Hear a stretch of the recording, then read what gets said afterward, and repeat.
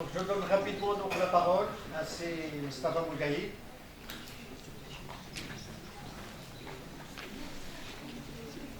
Oui, les organisateurs me demandent d'aller vite. Hein? Malheureusement, nous avons pris beaucoup de retard. Ok, merci cher professeur. Bonjour tout le monde. Avant de commencer la présentation de ma communication, je tiens à remercier tous les organisateurs pour les efforts considérables qu'on a déployés et pour la qualité aussi de l'organisation. Je tiens aussi à les remercier de m'avoir associé à cet événement important et assez enrichissant. Également, je saisis l'occasion pour remercier ou bien pour adresser mes vifs remerciements à mon cher professeur Mohamed Khalis, qui a été mon directeur de thèse. Et bien sûr, aujourd'hui, on est des collègues, on est plus que des collègues, on est des amis. Je suis très fier et très content, très heureux de cela. Bon, je passe directement à l'intitulé de ma communication.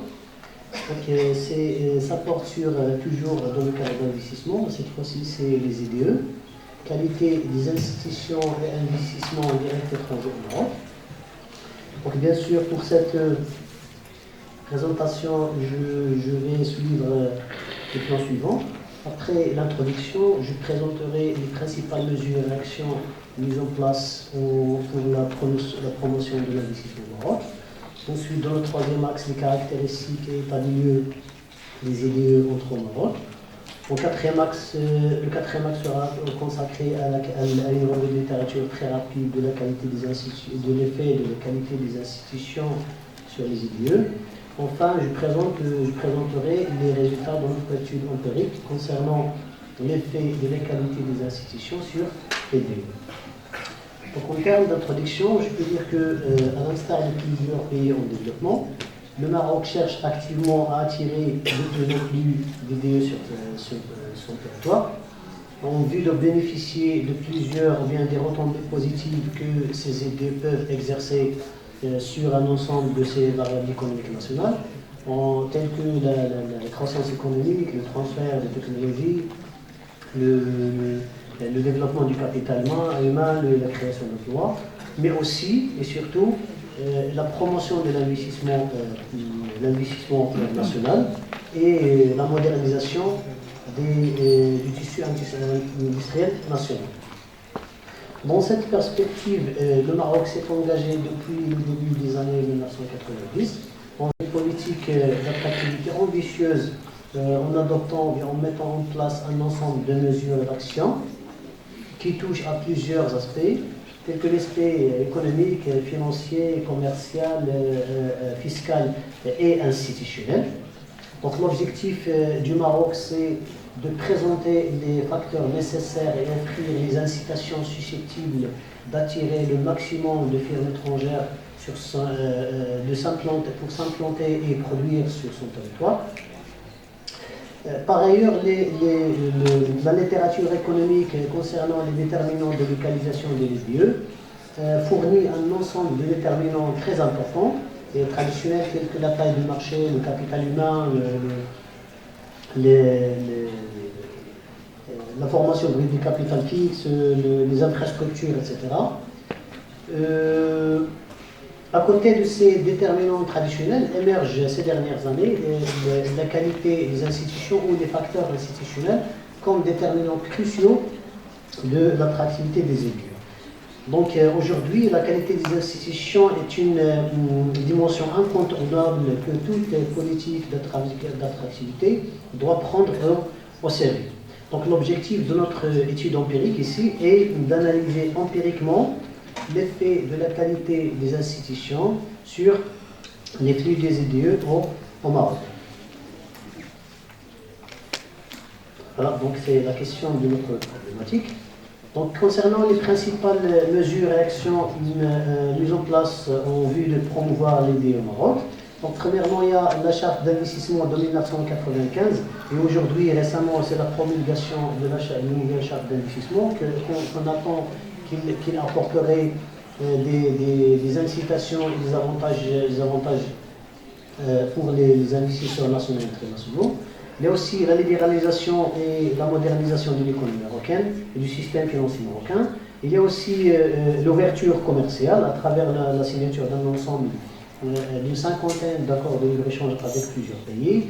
Il y a aussi la modernisation du cadre juridique des affaires. Il y a aussi la mise en place d'un ensemble d'institutions chargées de la promotion, de l'orientation, de l'aide, etc.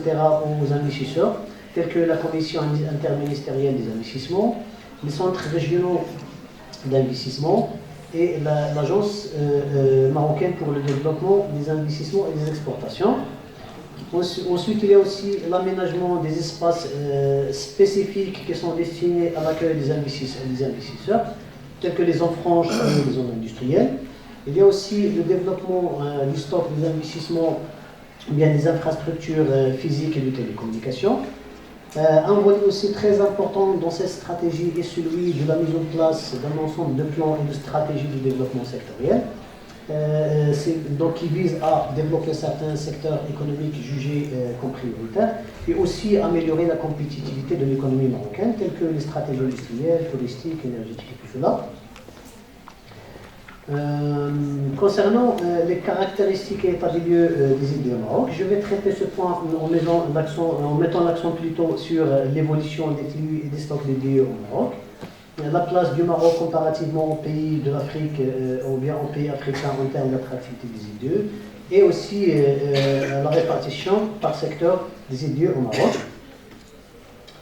Donc, concernant l'évolution des flux d'idées au Maroc, donc, le graphique ci-après démontre que les flux d'idées au Maroc est un phénomène relativement. Donc, la dynamique de croissance des idées au Maroc est relativement un phénomène récent au Maroc. Aussi, le Maroc a connu durant les dernières années des améliorations très, très considérables, mais toujours qui sont volatiles et régulières. Donc, avant les années 1990, la présence des idées au Maroc était très, très faible, mais à partir du milieu des années 1990, donc on a commencé à assister à une certaine dynamique d'évolution ou bien de croissance des flux d'idées au Maroc. En particulier, le vrai essor des idées au Maroc datait à l'année 2005. À partir de cette année, bien sûr, le Maroc continue à recevoir des volumes importants et considérables des flux d'idées, malgré leur volatilité. L'année 2014 reste toujours l'année du record historique des idées reçues par le Maroc, qui avoisine presque les 3 560 millions de dollars. En 2021, malgré la reprise de la dynamique de croissance de ces flux d'après l'avant-crise de Covid-19, le Maroc n'a reçu que presque 2150 millions de dollars, donc soit à un taux très faible de 2,6% par rapport au total des flux d'IDE reçus par le total du continent africain. Alors qu'il a été, donc avec ce niveau de flux, le Maroc a reculé à la 9e place en 2021, alors qu'il a été à la 6e place en 2018 et à la 6e position en 2010.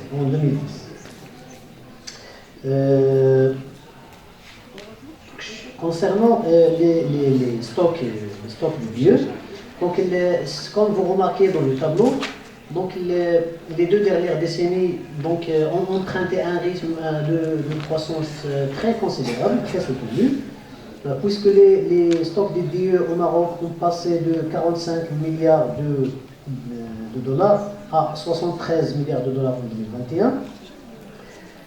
Mais malgré cette évolution positive, les parts du Maroc dans le stock du total mondial ou bien du total des pays ou bien du bloc des pays en développement ou bien le total de l'Afrique reste relativement faible mais aussi en dégradation. Si on prend la comparaison entre l'année 2021 et l'année 2010, on voit que la part du Maroc dans le stock mondial a reculé de 0,23% en 2010 à 0,16% en 2021. La même tendance a été constatée dans la part du Maroc dans le bloc, ou bien dans le total des stocks des pays en développement, puisque le taux est passé de 0,7% à 0,6%. Et pour l'Afrique, pour le total de l'Afrique, la part du Maroc a passé de 7,2% à 7,1%. En termes d'attractivité ou bien de comparaison avec les pays d'Afrique, en 2021, bien sûr, le Maroc a amélioré sa position en termes de stocks dédiés au Maroc, en Afrique, puisqu'il est sur position à la 4e position, derrière l'Afrique du Sud, l'Égypte et le Nigeria, alors qu'il était à la 5e place en l'année 2000. Toutefois, il faut noter ici qu'en 2021, les stocks dédiés cumulés par le Maroc ne représentent en fait, et malheureusement, que 42% du stock dédié cumulé par l'Afrique du Sud, c'est-à-dire moins que la moitié. Et pour la comparaison avec l'Égypte, les stocks marocains ne représentent que 53%, c'est presque la moitié. Comparativement aux pays de l'Afrique du Nord, si on exclut les stocks dédiés de l'Égypte, le Maroc est très bien positionné par rapport aux autres pays de la région, puisque les stocks marocains représentent 2 fois les stocks de l'Algérie, 2 fois les stocks de la Tunisie et 4 fois les stocks de la Libye. Mais comme je viens de dire tout à l'heure, les stocks marocains restent un peu loin des stocks de l'Égypte en matière de dédiés. Concernant la répartition sectorielle des stocks dédiés au Maroc, bien sûr, j'ai fait là donc deux dates, donc 2010 et 2020. Donc beaucoup de secteurs d'activité ont bénéficié des entrées des dédiés au Maroc, mais cette répartition reste toujours concentrée, puisqu'en 2020, seulement 3 secteurs, à savoir l'industrie, l'immobilier et les télécommunications, concentrent bien accaparent presque la moitié des stocks dédiés au Maroc.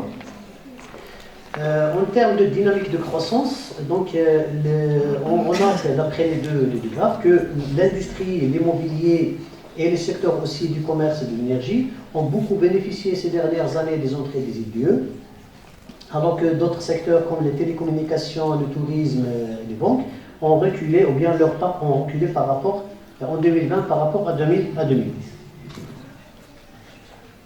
Donc avant de passer à notre étude empirique, je voudrais